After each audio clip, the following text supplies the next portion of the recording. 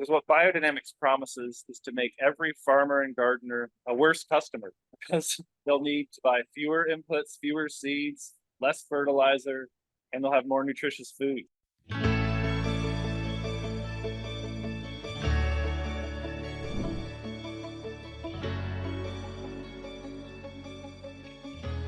Hello to each of you joining us from all around the world for this conversation celebrating 100 years of biodynamics, and for carving out the time and making this time for yourself to just learn and lean into what's resonating for you in your ethos. And we are deeply honored and excited to have Stewart Lundy in the room with us today to celebrate biodynamics and to share some of his story and some of his learning. He is a farmer himself. He farms with his wife, Natalie, and he studied with Hugh Courtney, who is a very well-known mentor and teacher in the biodynamic space. And Stewart publishes a lot of articles and musings himself, which are curious and inspiring. And I invite you to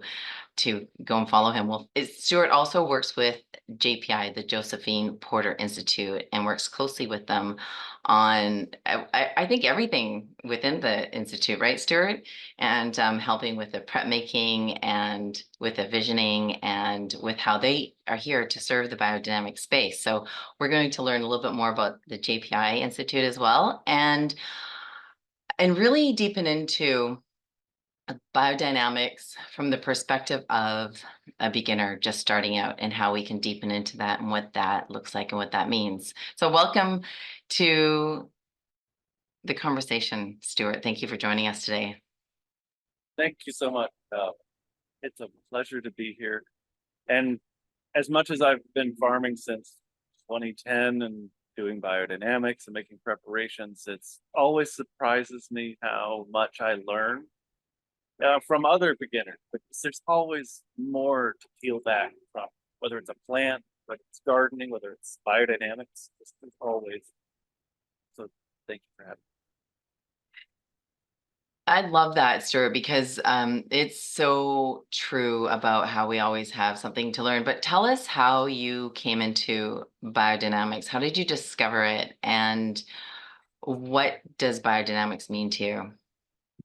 So I first heard about Rudolf Steiner almost accidentally. I was visiting Italy with my wife. We visited the winery Avignonesi, and they happened to be in the transition to becoming biodynamic certified. And that was a big deal for them. But I had no concept what that meant. All I noticed is how much attention they were paying to the plants. And that said something to me. Then I kind of promptly forgot about it for a couple of years. And in an Acres USA article, there was a piece by Hugh Lovell, and it was discussing how the moon governs the tides of the ocean. And then he applied that to plants, and something that juxtaposition had never been made for me. So I was like, of course, if it governs tidal forces in water in giant bodies, well, why not in smaller bodies that are also mostly water? And at that point, that introduction really sent me down a rabbit hole. And to be perfectly honest, it didn't make sense to me at first. And my instinct was to dismiss it. I'm like, this is weird. This is outside my comfort zone. But I'm also aware of that about myself. So I just go even deeper without a life preserver. And about 4 or 5 books in, I ended up thinking I was just going to drop it. But fortunately, I found Dr. Ehrenfried Pfeiffer's work and Maria Thune's work, which kind of allowed me to step into biodynamics, because they spoke about the practical side, the microbiological side, less about the spiritual forces behind things. But that's kind of, everyone believes that microbes exist, even though they're invisible to most of us. We believe they exist. So that's kind of that first thing of something that's indescribably complex beyond the veil of immediate appearances. I'm like, okay, I can work with this. And then I just started exploring. But to to be fair, it's like, if it doesn't seem weird, I don't know that we're really understanding this, because it is weird. Like, the preparations are odd, the, the process of working with them is odd, but fundamentally for me, biodynamics is just the word means life force, or the dynamics of life. And it's the unseen patterns and rhythms behind the scenes that give expression as plants, or you and me. And it's orchestrated, that kind of invisible realm. Like music is invisible, but it still forms an entire piece. Working with biodynamics is like orchestrating the whole world and rhythm of life. Hmm. What I love, well, I loved a lot of what you just said. One of the things I love, though, is that you said that you were very dismissive at first, but you knew that about yourself, and so you decided to explore it more. And so I'm curious, is that the way you approach life, or is that was that unique in this situation? That's more of my personality. I tend to have a gut reaction to something, but I don't like dismissing anything out of hand just because it's so strange. Because that's not really scientific. Science shouldn't ask, is this weird or not? It should ask, does it work? So for me, that was my character. And I like to just dive in, learn something from within its own rules, and then afterwards determine, does it work or not, rather than judging it from the outside. So I'm more of an immersion learning kind of person. And that's where I started by trying to make my own fundamental biodynamic preparation, which is called corn manure, which is kind of cow manure transformed into this beautiful colloidal humus. And I failed terribly. It was a wretched, disgusting mess. And that was one of the first things that told me, all right, if there's quality standards, as in, if you can do it wrong, there must be a way to do it right. And that was a challenge to me. If I'd actually succeeded initially, I might have been like, but it was enough of a provocation to make me go, no, no, no, no, no. I need to figure this out. I need to make it work. I want to make it better. So yeah, I know there are those tendencies in all of us where we have our programming, whether it's inherited from our bio family or whatever it is, and we have these things we react to. I don't like that. So I try to lean into the things I find unusual or uncomfortable and try to see what's true about them. Hmm. And I did that by applying, by doing.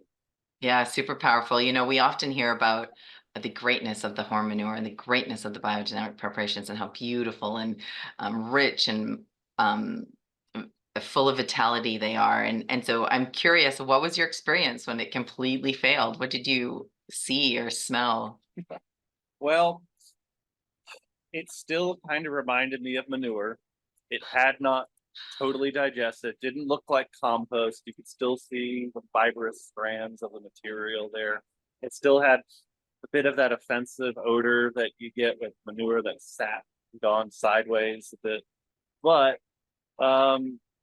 something I did that I found rather interesting, I took it to Hugh Court and said, what do you think? And he was very gentle. He's not usually terribly gentle when judging people's preparations, but it was my first time, so he was very courteous about it. He took a handful of it and he put it into a mason jar of water, and it instantly just dissolved into mud, the soup. That's not what you want to see. You get good, well-formed organic matter, good soil. It holds to itself, and the water should stay relatively clear. And then he took a handful of the 500 that's made with the Alex Podolinsky recipe, which is the horn manure plus that whole spectrum of biodynamic preparations, all combined into one. Put that into a jar in a little bowl, and that stayed intact for over 2 years, refusing to dissolve into the water. It had more of an affinity towards itself than to water, the universal solvent. That contrast is like, okay, I've got a long way to go with this.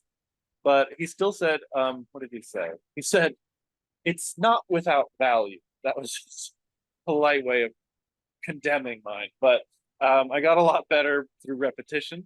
But it's one of those things you end up with, even if you do it for 10 years, you've made it, 10 times. You might have made a lot at each batch, but that's a pretty steep learning curve. It's not like sourdough where you can keep making it each every few days, or beer, you can make it once a month. But no, the preparations you get 1 year, and by the end of a lifetime, maybe you've done it, if you're lucky, 40 times. Yeah. So there's an intimacy to it, but also a level of difficulty that is alchemical and almost artistic. You have to develop a real feeling for it, because you don't really have time to treat it like a double-blind study or scientifically, because yeah, you can only do it a few dozen times in a lifetime. But What's been your most transformative experience in practicing biodynamics? I've had some real practical external experiences in the garden, and the one preparation that seems to have these almost miraculous effects is 501 corn silica. And this is one that's made out of quartz, crushed into a fine flour, and kind of liberates it. So it's now bioavailable. So that it allows plants to form themselves right, to stand up taller, to photosynthesize better. And I had a whole block of tomatoes. They would not ripen. And we're talking the tomatoes on the vine each weighed over 2 pounds, but they're sitting there, solid green, just waiting. Nothing was happening. So I took this preparation, stirred it for an hour at dawn, and then sprayed it out right as that first light was hitting. And I kid you not, everything ripened up within 48 hours. And I wish I'd only sprayed part of it, because I was inundated. I couldn't use them. I couldn't sell them. I couldn't give them away fast enough. But they'd been sitting there. Something about their photosynthesis was just not working. It'd been cloudy and rainy, but this just triggered them all to ripen beautifully. Wow. So that was a moment where you have one of these experiences, or if you're able to repeat it, the part about doubting it just goes away. Man, that's cool. I've heard so many powerful testimonials about 501. It's super inspiring. And can you describe some of the fundamental principles of biodynamics and how you practice them? Sure. One of the fundamental ideas in biodynamics is to think of everything as a living whole. The universe as a living whole, and the universe isn't made up of little dead fragments. It's made out of smaller living wholes. So the farm is to be thought of as the same way. It is a living whole. The farm as an individuality, as a living, you could call it ecosystem, a microclimate, but it's something that fosters the conditions to sustain fertility in a particular spot, not just for 1 year. It becomes almost a bioreactor of abundance. And that's the idea. So you tend it as if it's a real living being, and that shifts it out of mechanical industrial production more into this, I want to say again, artistic space where it's more poetic. It's poetry. It's the expression of life, abundance, growing. It's collecting starlight and turning that into sugars. And that's kind of the heart of biodynamics, focuses on that one ideal. And therefore, we have to think of restoring to an organism health. So we need a healthy organism. But anything that is an organism is organized and has organs. So we have to restore these dynamic processes. The way that I have a liver, I've got a heart, I have lungs. We have to restore those functions within the farm through proper cultivation, cover crops, composting, and the preparations, which have almost this endocrine glandular effect on the whole organism. You can't imagine living without your glands. So if they're working well, you don't think about it. So that's what biodynamics restores.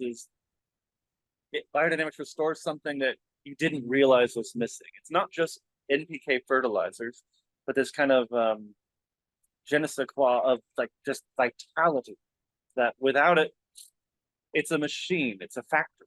No, we want something that is alive and can maintain its own homeostasis, even against climate stressing factors. So yeah, that's the fundamental core. And you spoke about the connection of life in that experience. And so can you tell us more about what that means to you, about the life of biodynamics and the life of agriculture? Sure. Well, the key difference between something that is alive to our eyes and not is it can grow, it can generally heal, and it can often reproduce. You have several, you only need one dandelion in your yard to soon have many, many dandelions.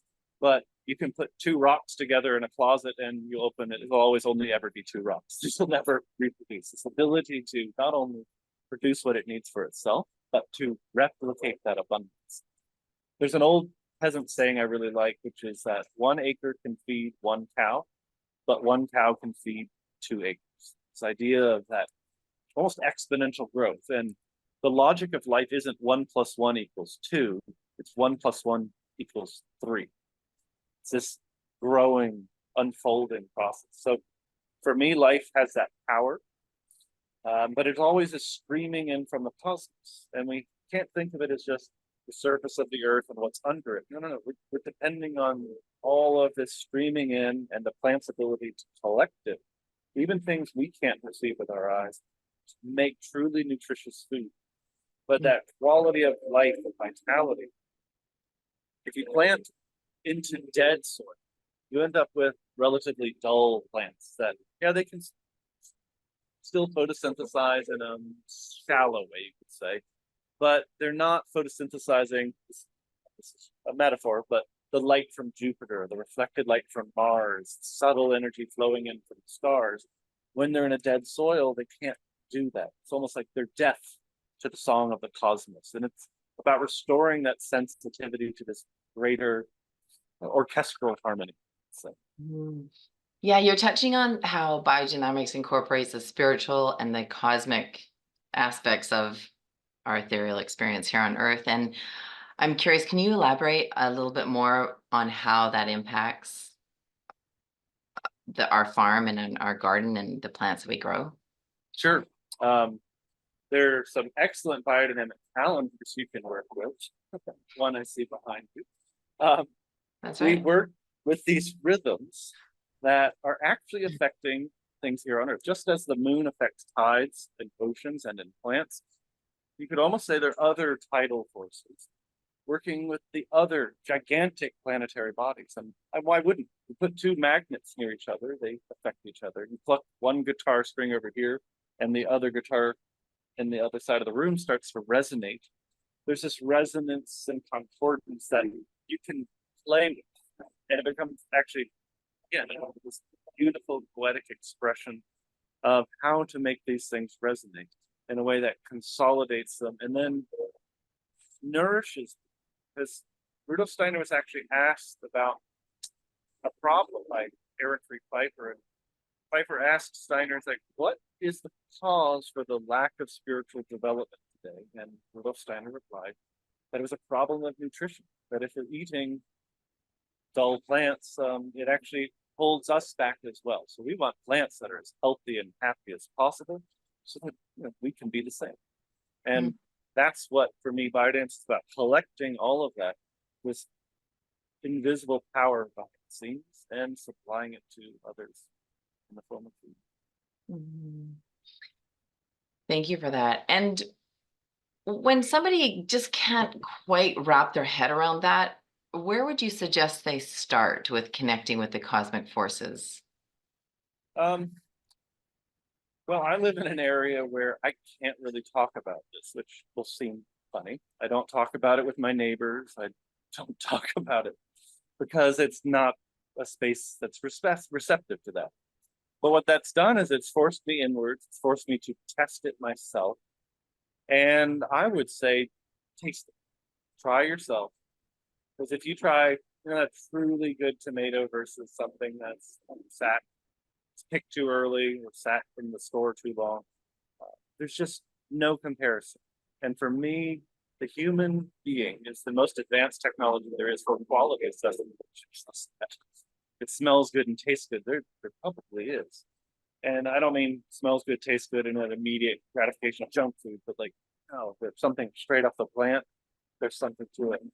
I'd say go to that, because if it does just seem like too much, it may just be that we're not ready for it. And the paradox here is that the best way to become ready for it is to eat it, taste and see.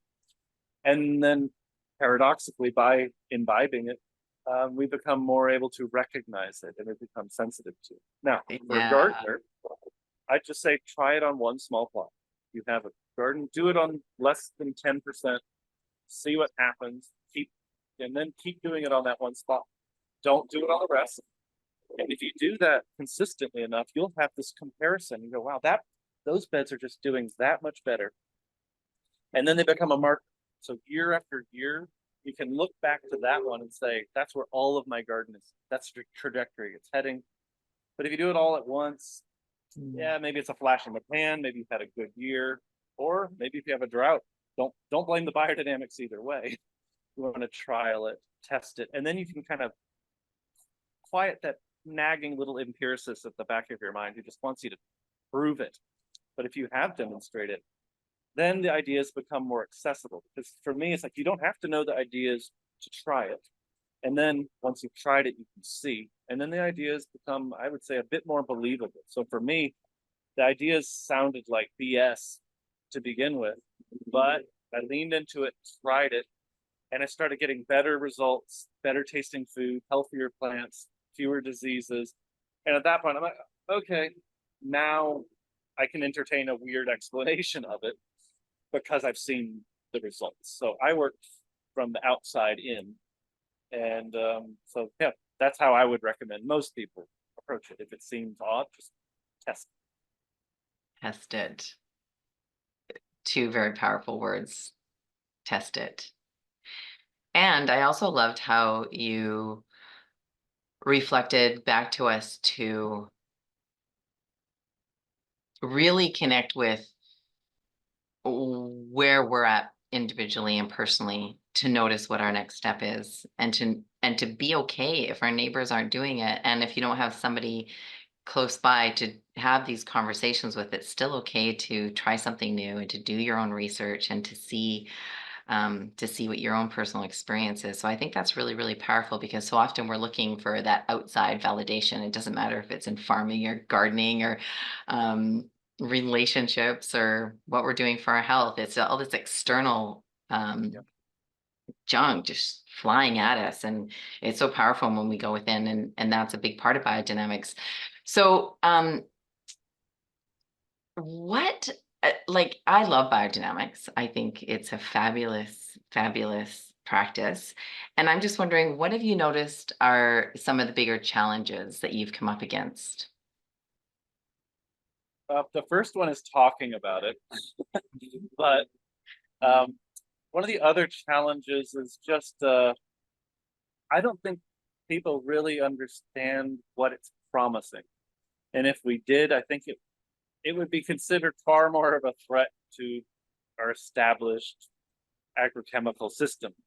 Because what biodynamics promises is to make every farmer and gardener a worse customer, because they'll need to buy fewer inputs, fewer seeds, less fertilizer, and they'll have more nutritious food. So it's like that.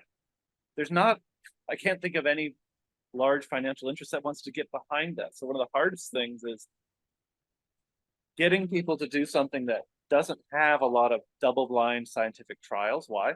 Who's going to pay for that? You can't patent the moon. So where's the money? Where's the incentive for that? So it's the accusation biodynamics often gets of being a pseudoscience. And that hurts my feelings to say that, because I don't think it really claims to be a pseudoscience any more than, I don't know, expressionist art claims to be a science. It's an intuition and a living way of participating with the land. It's not meant to be a science. It can be tested scientifically, just like anything can be, but it is meant to be that participatory act in the performance of the garden. And when people just dismiss it as, I don't know, voodoo, witchcraft, pseudoscience, that's one of the hardest things you come up against, when a truly unbiased science isn't even going to raise those questions. It's going to say, no, why is it working? Or why does it do what they claim it's doing? Not, is it weird? That is an anti-scientific, superstitious attitude. That is perfectly happy living within so-called scientific thought that no, we'll just not examine that because it must be nonsense. Truly rigorous scientific attitude wouldn't have that, but we're dealing with reality, and prejudices can exist very well within people who claim to love the Mhm. scientific method. So that for me is one of the hardest issues, not in its application, but in its promulgation. Yeah, that makes a lot of sense. And I love how you're a great role model to us in creating safe places to have conversations, right? You've created community around yourself by being part of JPI and um, having Hugh Courtney as a mentor, being part of these conversations and leading workshops and doing presentations around the world. So I think we can all learn from that. And also, um, oh, there's another place I was going with that, but I don't know what it is. So I'm going to go right to, I'm also curious about what some of the practical challenges of biodynamics is and how you overcome Yeah, those. one of the biggest practical challenges in biodynamics is that farming is a lot of work, and uh, my initial prejudice was a little starry-eyed getting into farming that oh, nature's abundance, it will produce all sorts of, and it does absolutely, but nature will produce things indiscriminately. Perfectly happy to host a weed, something that's not edible, something you could call invasive. So making sure it's producing nutritive food for me, that's a lot of work. For me, biodynamics is keeping an eye on the wholeness of things, but it still requires a lot of hard work. It requires good farming practices, good gardening practices, first and foremost. Mm. And the preparations make that much, much better. But I like to use an analogy of if you're cooking, if you're baking, you're roasting a chicken and you burn it to death, no amount of seasonings after the fact are going to make it taste good. And that's for me is like if you have bad farming practices, you're abusing the soil, you're not keeping up your organic matter, and then you like throw out preps. I'm like, that that that's not going to work very well. So for me, it's still it works with any system that is generally sustainable, regenerative, whether it's permaculture or going by some other label. It can work with any of those. But for me, biodynamics is something that's always added to that, keeping things working, but enhancing the things that we might forget to put back in the soil. So the hardest application part isn't the stirring, it's not the spraying. It's if you think globally in terms of the whole farm, how often do you really stir and spray? Maybe you stir for an hour and you spray out for an hour, and you do that a few times a year. To reach the Demeter standard, you only have to do that really twice a year, one for the corn manure, one for the corn silica. And I will tell you, I spend a lot of time at stoplights in a car, but I don't stop driving. But sometimes people don't want to do that stir at dawn, or they don't want to do the stir in the evening. But if you understood what it did, that's one of the most efficient uses of your time in the whole year because it's usually not going to hurt anything. But I will tell you, I've spent 10 minutes tilling the wrong way and have destroyed a whole section of the garden that took years to recover. And the biodynamic sprays, it's an investment of time, and in the scope of the year, it's nothing. So when people say they don't have time, that's something, and that can feel onerous, but it's really a beautiful thing to do. And if people had tested it on a small plot, seen how it worked versus the rest, I don't think anyone would ever complain about how much time biodynamics takes. Gardening takes time. Farming takes time. Biodynamics does not take time. And that's for me coming to that realization. I'm like, no, it's still going to be hard work, but biodynamics just makes it a little more beautiful. Yeah. Any mathematicians in the house? How many hours are there in a year? Take 2 hours of stirring?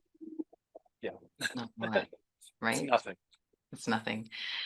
So curious. And what's really cool too, I don't, we didn't do a check-in at the beginning to find out who is new to biodynamics. So, but if you're new to biodynamics, you don't need very much of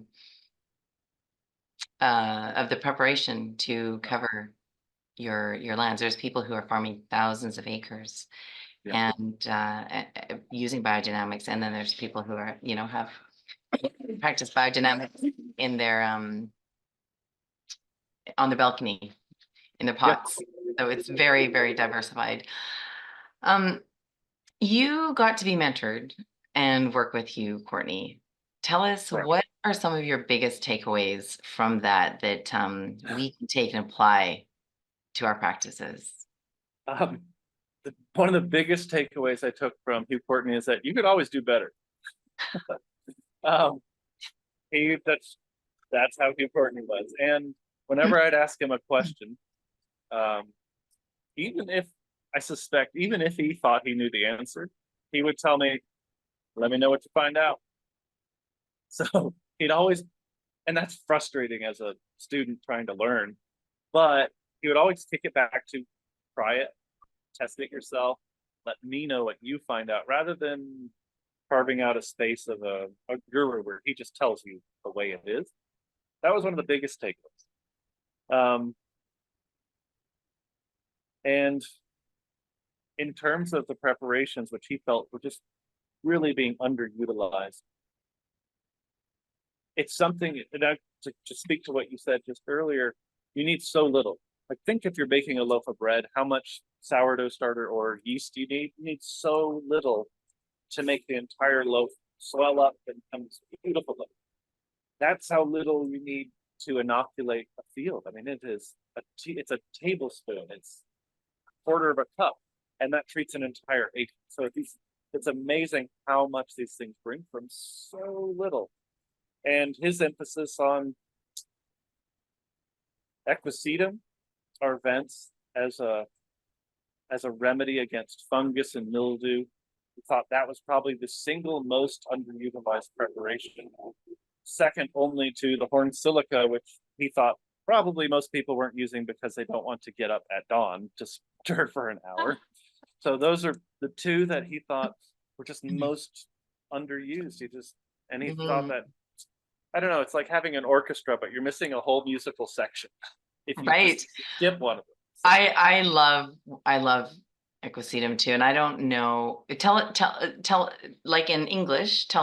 Translate what that is, because it's a big word for some of us. It is. Equisetum literally means a horsetail, so or shaved grass. You can use it to clean steel pots. Like, it's really tough stuff.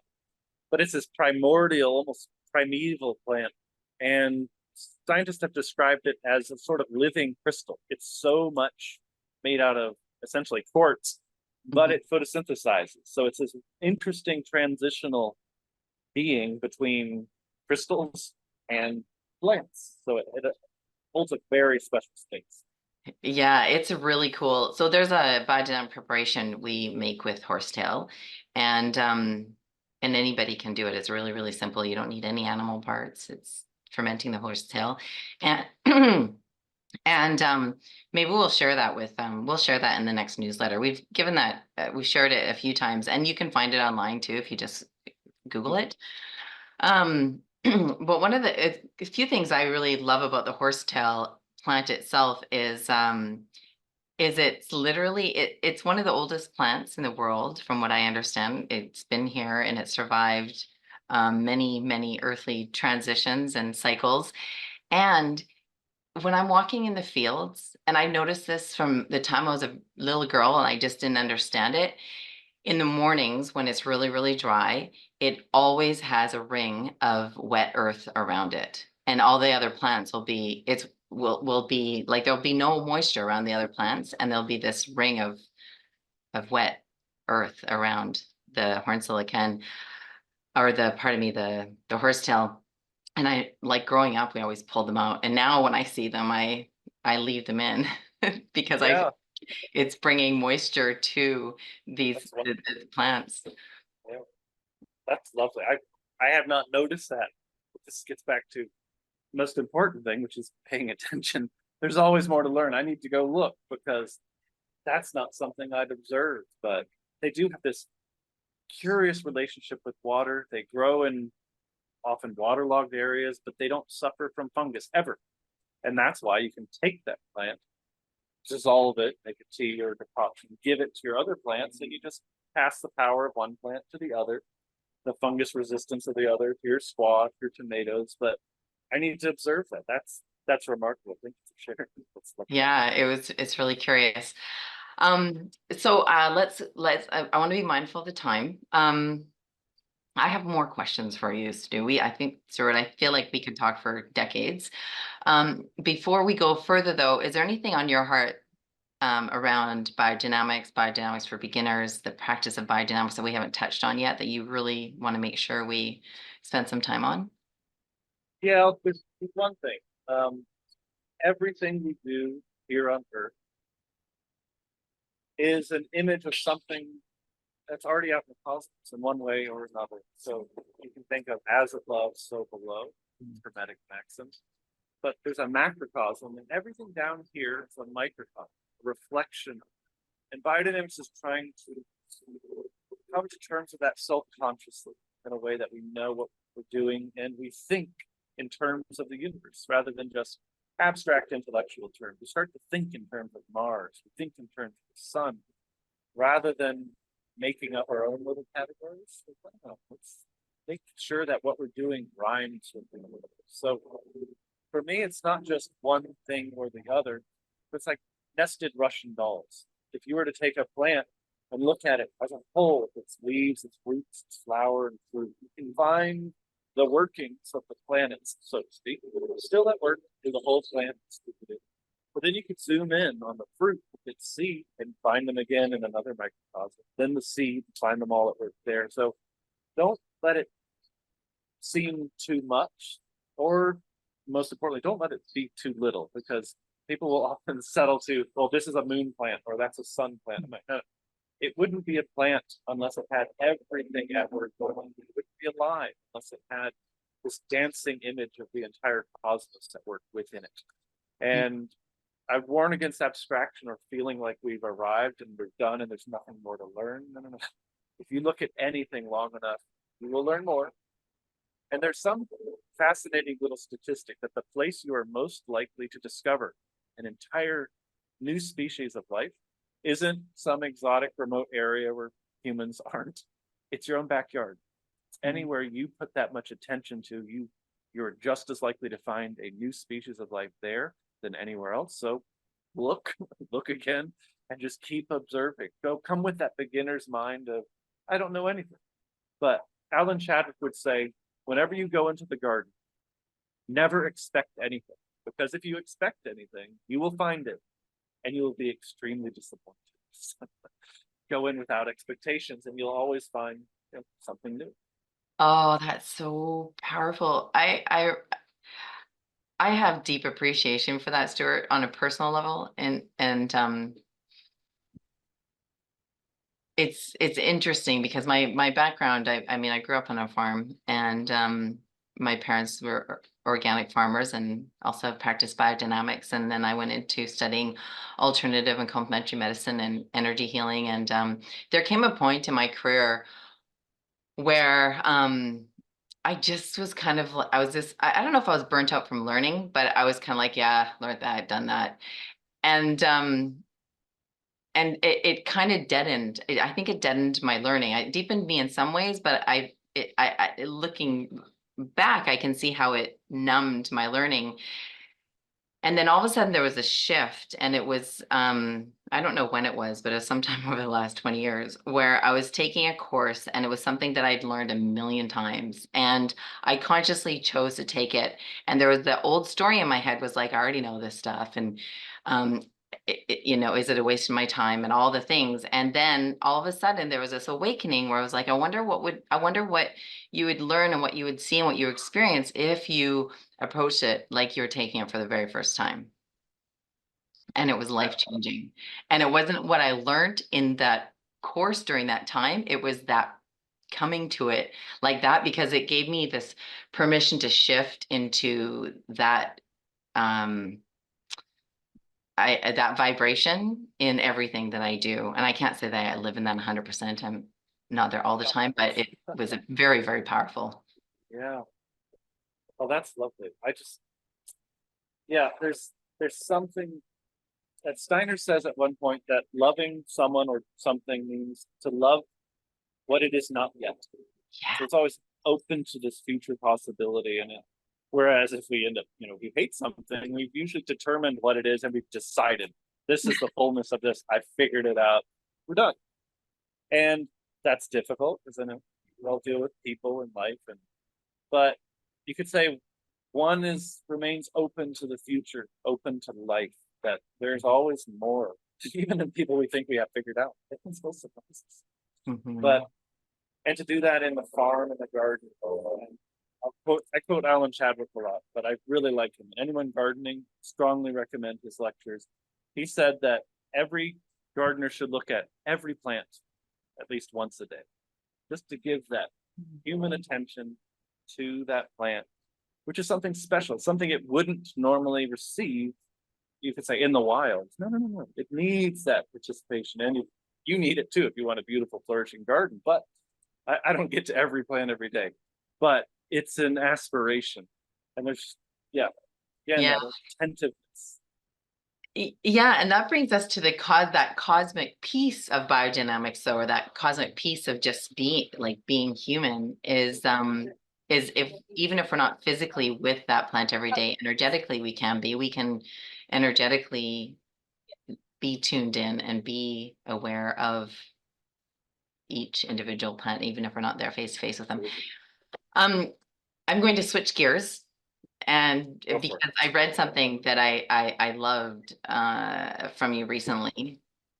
It's nothing super spiritual, um, but and it you talked about something that you feel is often missed and completely ignored in biodynamics and in this space, and that's the mineral realm. And so I wanted to invite you to tell us more about that from your perspective, and how we can be mindful that as both a beginner biodynamic practitioner and somebody who's been in practicing biodynamics for maybe decades. Yeah. Okay. So there can be a prejudice in agriculture towards conventional, which is all soluble fertilizers, lime, and it's pesticides, herbicides. It's all on one side. And then you can get the other side, which drifts into organic. Where we're like, okay, we're not going to spray anything, and we're going to forget about lime, and we're not going to balance any minerals. We're just going to do good compost. And good compost is better than a dead soil, absolutely. So one is closer to the biodynamic ideal than the other, absolutely.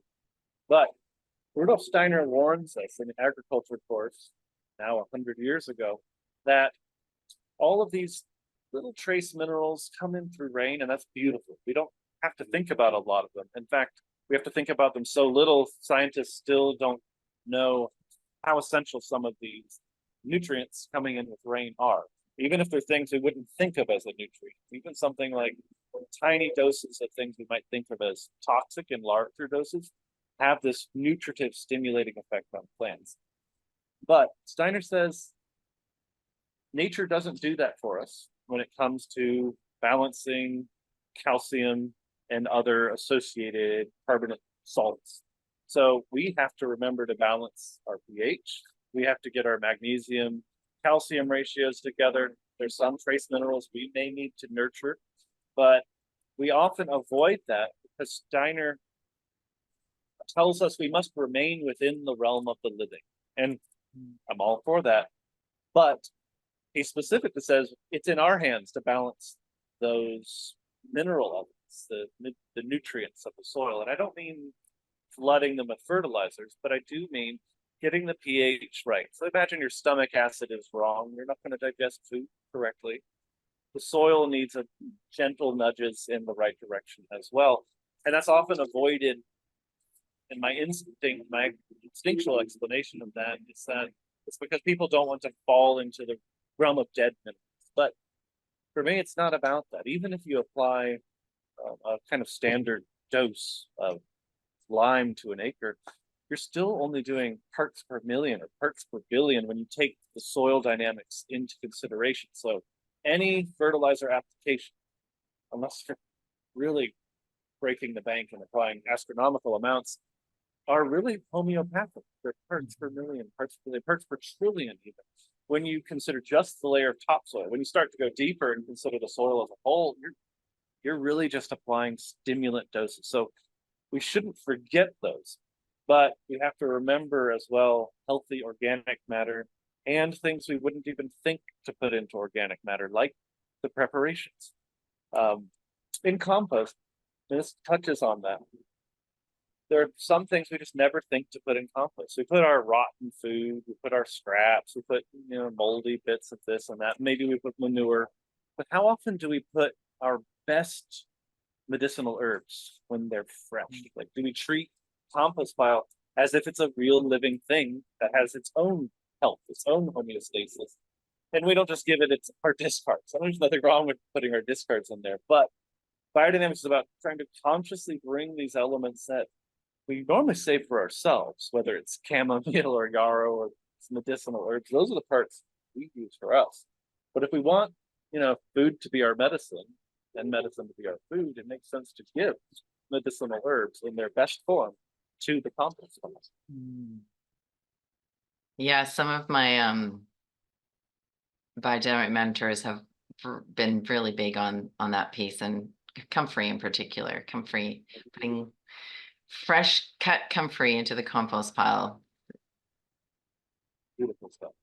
Yeah. So I recommend that everyone consider balancing their soils, and if they're looking into that, Gary Zimmer is a good resource, or Steve Solomon, the intelligent gardener.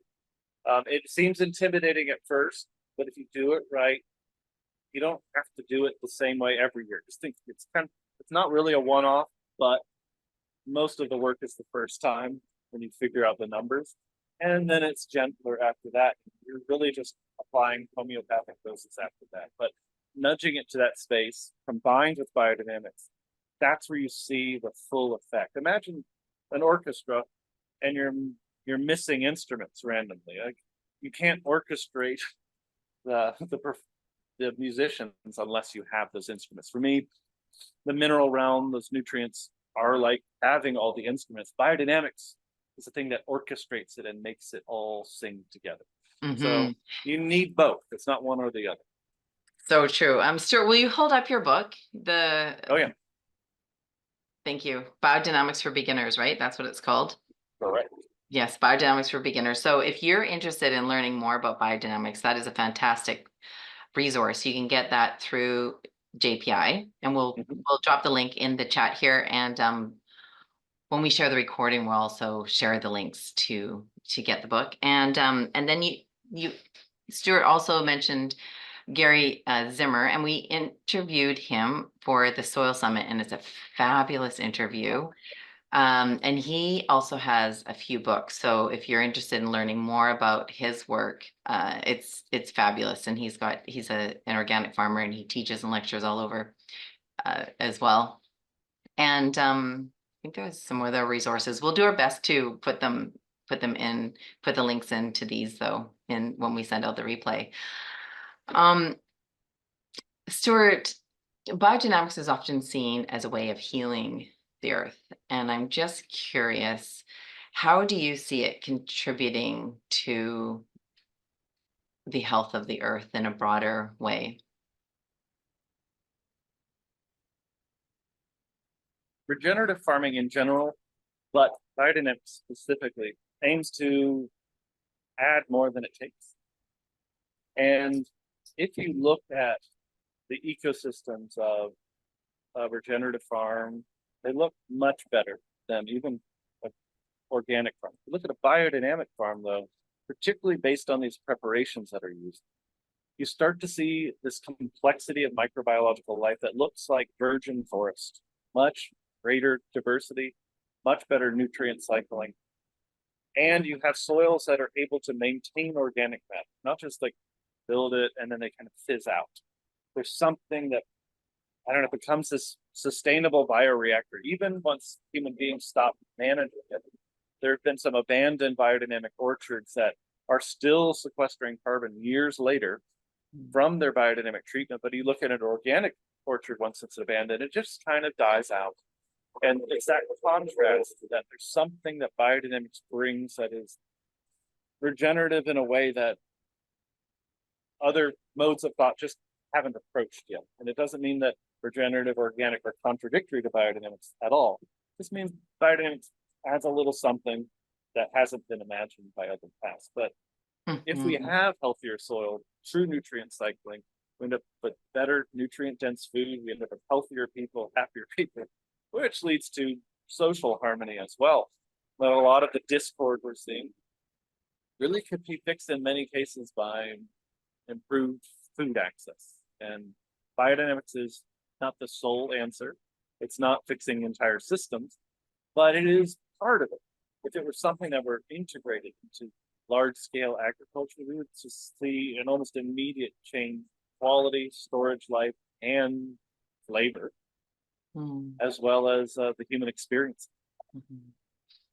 On a more personal note, describe to us or take us back or take us to a moment where you're practicing biodynamics and you just knew with every fiber of your being that it was exactly what you needed to be doing for your farming and gardening and personal journey. Oh boy. I could give you a couple. One that really convinced me that this is the thing I'm going to be doing was when I received the Pfeiffer Field and Garden Spray from Hugh Courtney by mail, and I'd opened this up and I got the aroma from it. I wish I could transmit that through this, but I can't. So I can't even describe it. But it was this rich, earthy, sweet, not musty, but like, you know, that smell of old books, like good forest soil. And I'm like, wow, this is what I want my soil to smell like. And as I repeatedly used these preparations, the aroma of my soil has shifted to something that's far more aromatic, rich, where it had been a light, sandy, acidic soil. It's becoming just more floral in that deep earth sense. And that convinced me of that. But we had a workshop this spring, which was lovely. And there was an older couple there who made a point to interrupt me. And they said in their 70 plus years, they had never been to a workshop that was this transformative. And made a point to stop me and tell me that there is nothing more important, Stewart, that you can be doing in the physical world. So that felt good. You don't often hear anything because you're just working. But it's that kind of helps confirm me, all right, yeah, this is still something. But what made me think this is for me is just I've always wanted to have my own farm, land, grow my own food. I like good food. It's part of it. But I have plumbed the depths of biodynamics at every corner, and the only thing I can do at this point to justify my existence is to share it with everyone else. Amen. So be it. I'm curious, what was so transformative for them? Do you know?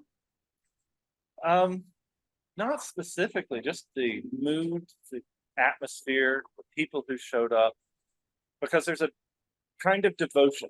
Like Steiner refers to the laboratory, and he says the laboratory must become an altar place. It must become a sacred space, not just a place for breaking things apart, resolving things.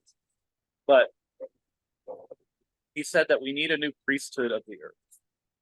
And the people who attended in particular brought this devotional attitude. It's not just getting work done. It's not just dry, abstract, intellectual thoughts.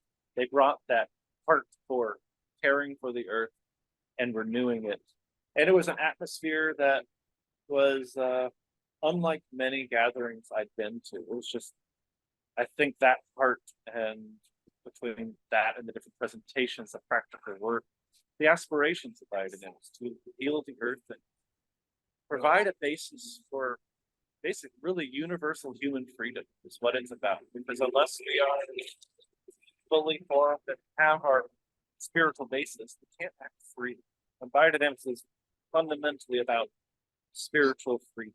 It doesn't tell anyone how to live or what to do, but provides the basis so that they can do that. So I don't know, in that mood, and this for me, freedom's a big thing for me, being able to do things the right way.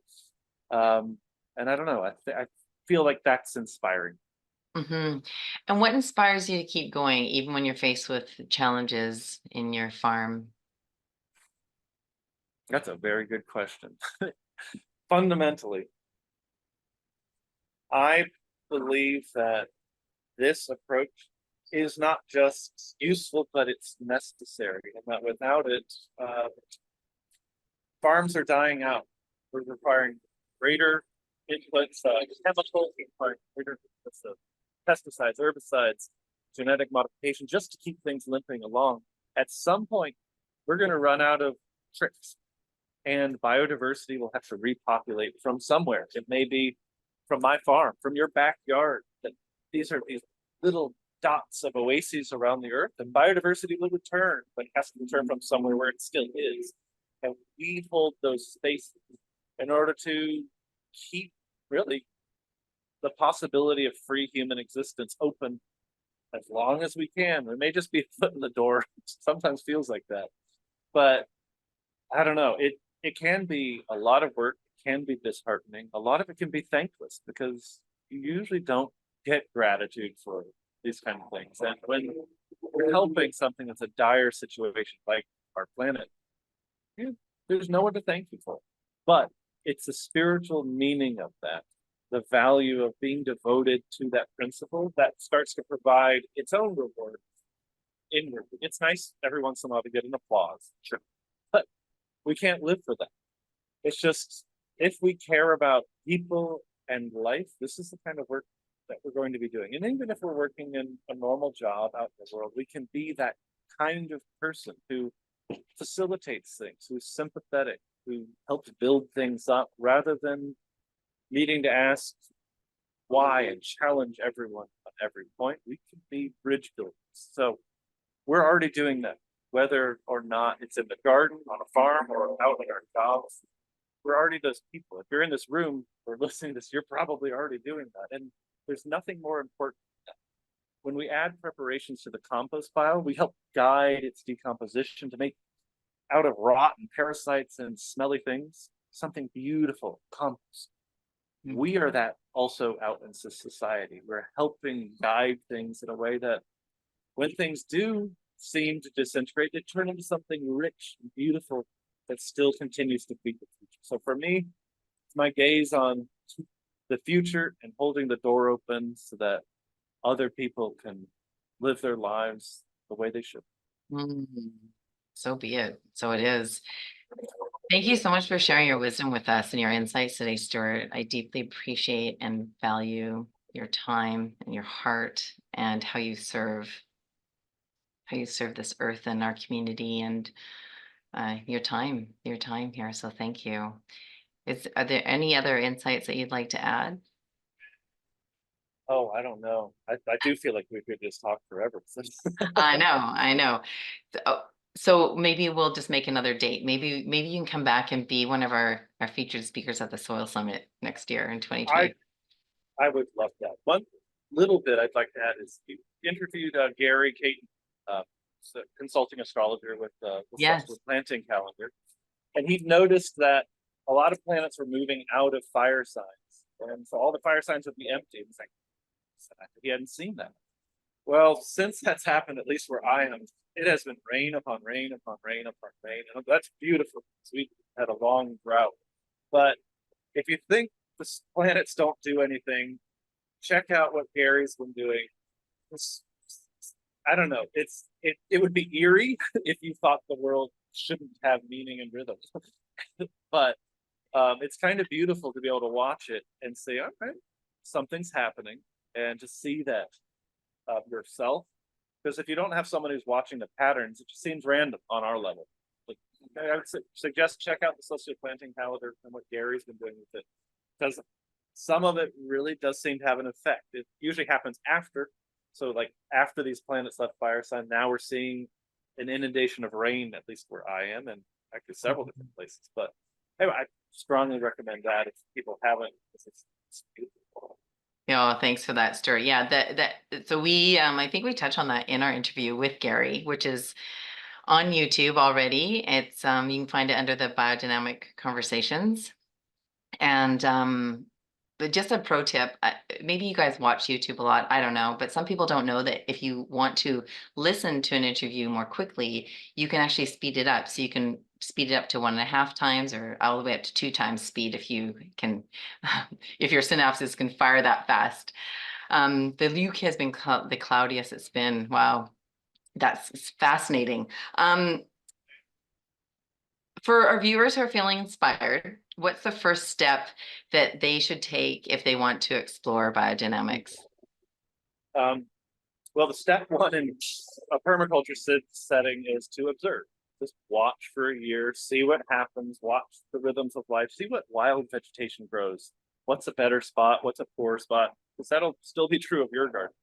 With biodynamics, the step one would be to acquire the horn manure or the Pfeiffer Field and Garden Spray. It's a little more expensive for the Field and Garden Spray, but it has all the preparations in a single spray, so you can just get it all out there and start.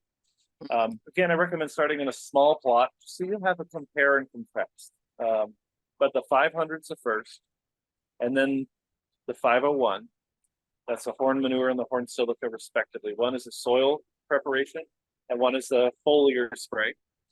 And work your way up. And then there's the compost preparations that get inserted into your compost pile when you're building it. And you'd want to set up those. It's really relatively simple. Ideally, see if there's any regional group that's making the preparations, because there's nothing quite so transformative as you doing it yourself, because these are things that would never happen by accident in nature. Like, there's clearly the mark of human creativity and spiritual participation with nature with these, because they've never happened. And that makes them special. But by doing it with your hands, it almost shapes your muscle memory in a way that you're like, wow, my soul itself is changed by doing this. So I recommend finding anywhere that is doing that if you can. And if you can't, JPI does sell horns, and you can order some horns. And since autumn is coming up, now is the time to source some good cow manure. And I'd say get 2, 3, 4 horns most. Find the best manure you can, stuff the horns, bury them, mixed with rich compost, and leave those marked clearly over winter. You can start now by making your own. And just the process of doing that and seeing if it turned out well. And if it turned out well, let me know, because you did better your first time than I did. But and if it doesn't, don't let that dishearten you, because here I am. I never, no such thing as failure. It's a learning experience. Yes. It's like dive into it. Stewart, what is the best way people can connect with you and follow your work? If you go to the Josephine Porter Institute's website, we have links to our Substack, where I post numerous articles. And for those who are just tuning in or watching this later on YouTube, all of what I send out tends to be free. And then after a month or so, it goes behind a paywall, because we have to keep the lights on. But it goes out for free. And if anyone, for financial reasons, can't afford to subscribe, just contact me and I'll prompt you, because this is not information that should be restricted for economic reasons. In fact, it benefits the people most who need it the most. So this is stuff that needs to get out and be made useful, because this is really a way gardeners can pull themselves up by their bootstraps, because it creates such abundance in such small spaces. So I would say that Josephine Porter Institute, JPI, biodynamics.org, and that has enough links to find most of it. Awesome. Thank you. Christine, what's your question? Okay, here we go. A damaged brambly apple tree by goats. Clay paste without the fresh cow manure is the question. Also thought to prune back the damaged branches. The tree is heavily laden, unpruned for some years. She has pictures. You understand that? I do. So I have had goats do the same thing to trees. I no longer have goats because I preferred my trees. But if you're going to keep goats and you're going to keep trees, you're going to need to learn to do some repair work on trees. So there's a book called 100 Tree Myths, which is a tiny little booklet.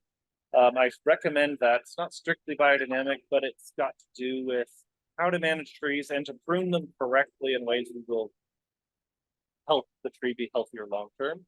Wonderful book if you're looking to prune damaged limbs. When it comes to damage where they've scraped off the bark and gotten down to the wood beyond cambium, I do recommend tree paste. Tree paste, the original recipe is 1 part clay, 1 part fine sand, and 1 part cow manure. There are variations on that. The one from the Josephine Porter Institute does not use raw manure. We've been mixing in the Pfeiffer field spray and barrel compound, which is fully transformed manure. Issues shipping raw manure. We don't want to get into those. But if you paint the tree with this, you may want to add some sort of oil, like castor oil or linseed oil, which helps stick it to the bark. And what happens when you provide that kind of crust where the bark is missing, it allows the cambium to heal a lot faster. You will notice those wounds go away rapidly, whereas once you left exposed to the air, they have to wait for the curling bark to reach and meet with a little. And you will have to do it repeatedly. And hopefully you can do it at a time where it's going to be relatively dry afterwards, because extreme rain can wash it off. But going into fall, I recommend not using raw manure in the mix, because that brings nitrates, which often stimulates green leafy growth. You don't want to do that if you're going into dormancy. But if it's spring, usually that's fine. So it depends on what hemisphere you're in right now. But I would definitely recommend the tree paste as one of the potential remedies. It's really nice and really helps those things heal faster. Oh, there was a question about the horsetail, the equisetum. And Yes. I did see that the 2 different species, right? So they're basically grown in different areas. Do you want to answer that question? Stuart, Yeah, there's equisetum? Thymol, which looks kind of like a mini bamboo. Sometimes you'll see it in offices. Then there's Arvents, which fans out, has these little branches. Now, in terms of their human therapeutic uses, there's a lot of overlap. So I'm not one to say that you can't use one if the other's not available. If only one of them will grow in your area, I would say, yeah, try it. Let me know what you find out. But I would never tell you don't do it dogmatically. You never know.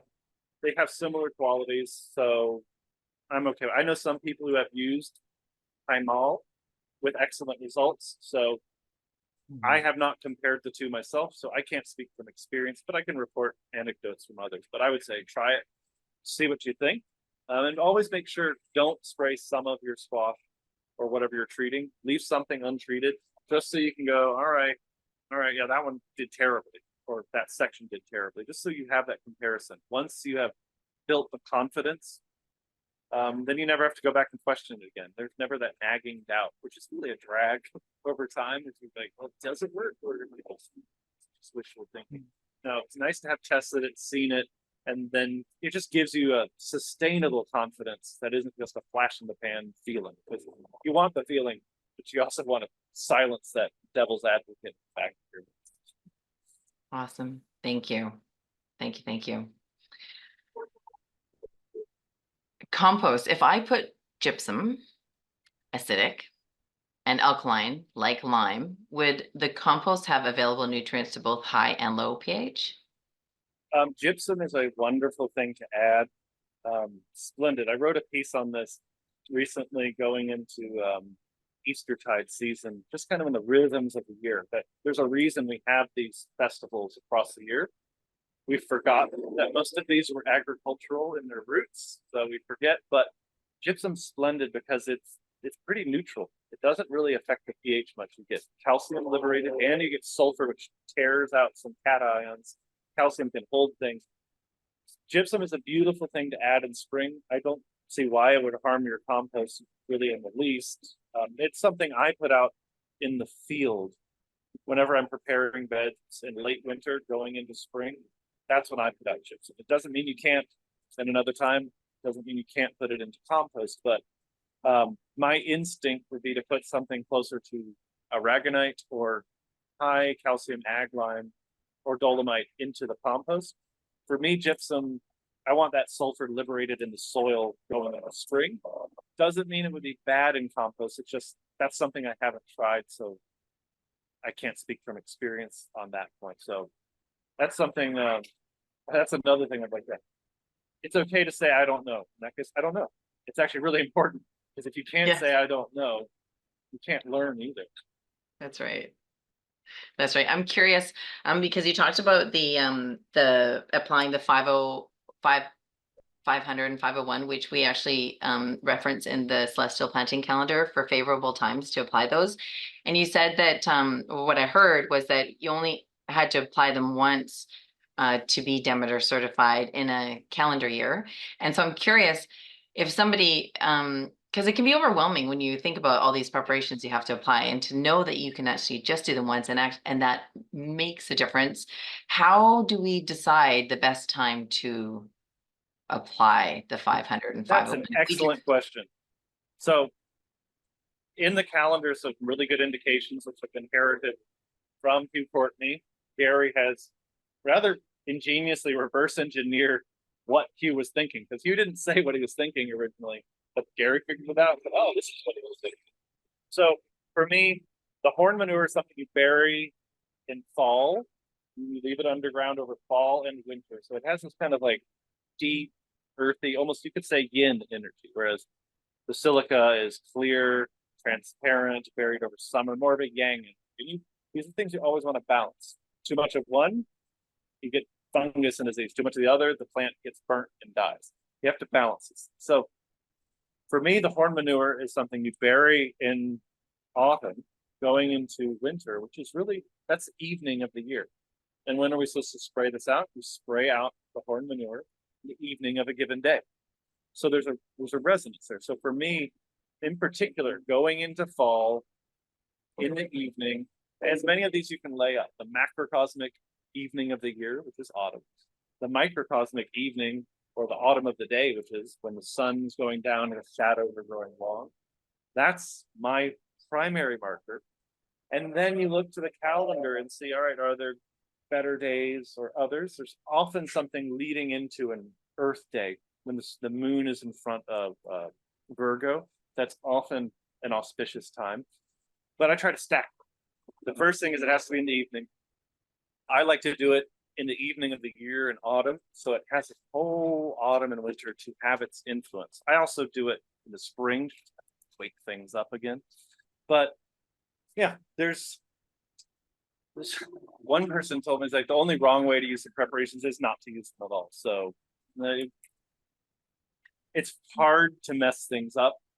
It just is, because these are not, they're not agrochemicals the way we think of them. They're not pharmaceuticals, and they're so finely diluted. It's like you're dealing with not even parts per million when you spray it out over a field, but it's so alive. It's full of fungus and enzymes, bacteria, protozoa, good amoebas, that one of those out there, just like that dandelion seed, filled in all of the gaps. So it's hard to wrap your mind around something that's that alive. It's not tangible, but it's doing so much more than a normal mineral fertilizer is. So for me, the most important time to do it is whenever you have time, and then look to the calendar and find that good evening. But yeah, those are my primary indicators. Thank you for that. And so I'm just trying to find your website for your farm. It's Perennial Roots Farm. Is it perennialrootsfarm.com? Perennialroots.farm. Perennialroots.farm. So so you can learn more about JPI at jpibiodynamics.org, and you can go learn more about Stewart's farm that he farms with his wife Natalie at perennialroots.farm. And JPI has is a great resource for preparations and books and articles and all kinds of resources. So be sure to go and check them out. Yeah, and thank you. Thank you so much, Stewart. And Thank you. thank you. Sorry, go ahead. Yeah, thank you. This is splendid. For me, I never feel like I get past scratching. It's almost like Pisanki or something. I'm scratching the surface of an egg every time I do a talk like this. I never get all the way through things I wished I could get to, and then I learned something like that bit about ectosetum arborescens. And that's the thing. Every time I learn something new, well, next time I'll have something different to share. It's beautiful. So thank you for having me. It's part of this conversation.